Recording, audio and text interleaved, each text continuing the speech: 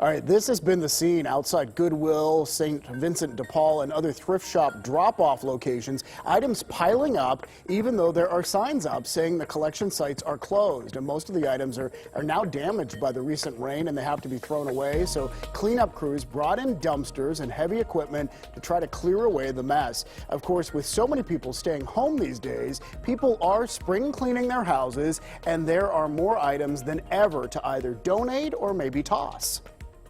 And this is some good news. To keep this scene from reoccurring, Goodwill is now opening no-contact drop-offs at its donation centers. From 9 until 5:30 daily, you can leave your items at a self-service, no-contact area that is consistent with Governor Wolf's social distancing guidelines. The items will then go into a quarantined area before they are processed. So when it comes to getting rid of something, how can you tell that you're not throwing away something that's actually valuable? Well, that is where our good friend and antiques appraiser expert, Dr. Lori, comes in. And we know her and love her from the Home and Garden Show. So we are reaching out to Dr. Lori at her home via Skype. Hi, Dr. Lori.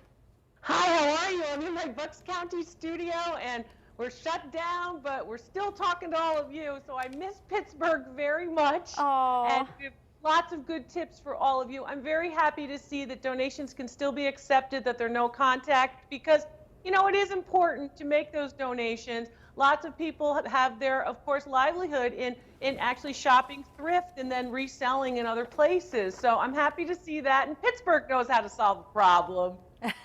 Well, Dr. Lori, this is kind of like spring cleaning to a whole new level right now with people being home. In fact, at our house, we just found a license plate buried in one of the walls from 1978. People are finding things that maybe they lost or forgot about. So how do you know if something has value and what to do with it? Is the license plate valuable? It's really a couple of different things, and they go into categories. If it's something in a set, you want to hold on to it, right? If it's artwork, typically, right, anything in a frame.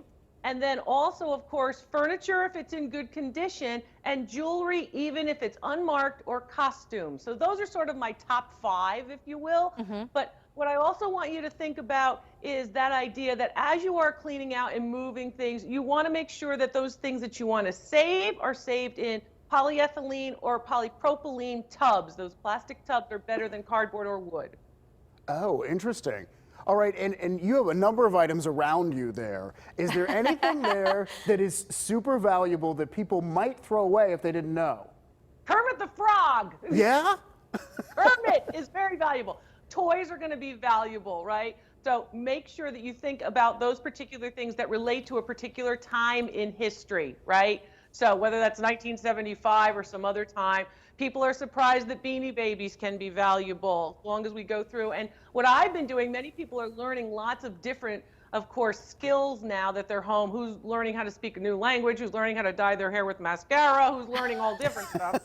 But we're also learning about, again, these social media ways to have contact. So one of the things that's become very popular, a service that we've had for years but has now become very popular, is the video call appraisals. Oh. So people are able to get, you know, their brother in Ohio and their sister in Connecticut and their mother in Florida, and everybody's on the same actual video chat as they're going through their objects. I've been talking to lots of people all over the country doing that. So it's one of those solutions for folks that they can actually have a video chat with family members to find out what those objects in the basement or the attic are really worth. So what if you have found something and you do think it's of value? Where do you turn to sell it? Okay, so a couple things that I always tell people. Make sure you know what you have, and then make sure you know what it's worth so you're not selling it too low. Places to sell it have to do with the object. So for example, if you're looking to sell maybe a piece of vintage jewelry, you maybe don't want to go to the typical online sites. You might want to have a niche market for it. So you may want to look for those sites that typically will go to or attract women who are more apt to buy jewelry than men, unless of course it's Valentine's Day or an anniversary or you're in trouble. Then men are buying jewelry. But basically, that idea that you're looking at these particular pieces and you're saying, okay, where would be the best market for that? So it's not one answer, oh, only go to this website or only go to that website. It's different answers for different things. I give a lot of these tips at drloriv.com and on my YouTube channel. But for the most part, you want to make sure good condition is there. And then if you are looking at a piece that has been restored, you want to make sure that you have a current value. And current value means what are people paying for it, not what somebody decided to price it at when they just want to see if they can make a lot of money off something. Right, right. Now, if you have something that you think is valuable, should you clean it, Dr. Lori? Yeah. Like jewelry or silver or something like that, or a painting, should you try to clean it up or should you just leave it as is? There are purists in the antiques world who say, no, don't clean anything. Okay, now I grew up in an Italian Catholic family. My mother was clean. So I'm not buying something that's not clean. So you want to think about sort of that in the middle of the road thing. You don't want it to be super clean and we scrubbed all the dirt off of it, right? And we basically have no idea that it ever was old because we cleaned it so well, right? Or that person who in fact says, oh, you know, I'm going to leave it dirty. So you have to be somewhere in the middle of the road. The other thing is, if you don't know how to clean it, if you don't know the proper materials to use or how to protect yourself when you're cleaning something that's of age, then you don't want to clean it. So don't be overzealous cleaning pieces, right? But you may want to take the surface dust off. So, Okay. Dr. Lori, so I have this license plate. If I want to send you a picture of it to find out, how do I get that to you? If people at home have something that they want appraised or want your opinion on, how do they get it to you? It's very easy. The appraisals by photograph are very easy at drloriv.com. It'll say find values, and then you just basically send me a picture of the entire front, the entire back, and any markings or signatures. And that's the same for every single object. You can use your cell phone camera, your smartphone, and just give the camera a little bit of time to actually focus on the object. Tell me a little bit about how I can get back in touch with you so you can get your appraisal. And then basically it's pretty easy. I'm going to tell you what it is and what it's worth.